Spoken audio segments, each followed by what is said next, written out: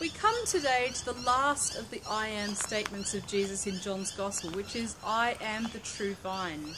This continues on from what he's been saying to his disciples in chapter 14, in what's sometimes called the last discourse. Last time we reflected on the imagery of I am the way, the truth and the life, and the fact that this is all about the way the disciples are connected with Jesus' own life, and therefore caught up in the life of God. The next image, the one about viticulture, in which Jesus is the vine, we are the branches, the Father is the gardener who prunes the vine. This is a continuation of Jesus trying to get the disciples to understand the nature, meaning and purpose of their ongoing relationship with him, a reassurance that even though he is about to leave them in death, they are still connected and united with and in him. I am the vine, the Father is the vine dresser, the gardener who prunes off dead branches and gives the vine plenty of water and fertilizer to make it even more productive. Jesus is the vine, his disciples are the branches, an organic, integral connection, because you can't have a vine without branches, and a vine is pretty meaningless without the branches. And the branches need to remain connected in the vine stock to be able to access the sap, the nutrients, to be able to grow and flourish and bear fruit.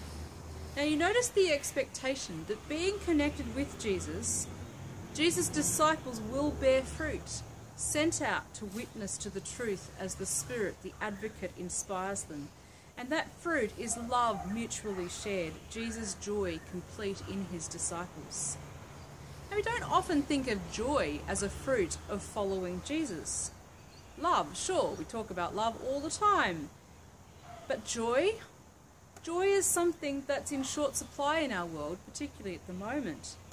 And it's in short supply, I dare to say, precisely when we fail to abide in Jesus the vine. His life gives us life. His energy, his Spirit in us brings life and flourishing. To share love mutually, to know you are loved and to be able to love in return, that's the essence of joy. To love someone enough to think nothing of laying down your own life for them in joyful self-giving, this only comes from abiding in Jesus, the true vine. Abiding in Jesus. Well, how do we do that? What does that look like? Well, obviously at this point, I'm a vicar, and so it's kind of my job as a priest to say, read your Bible and pray every day. And that's absolutely true. Abiding in Jesus, though, is more than just a routine or habit of prayer. The habit of reading scriptures and prayer will help us to abide in him, but it doesn't constitute what it means to abide in Jesus.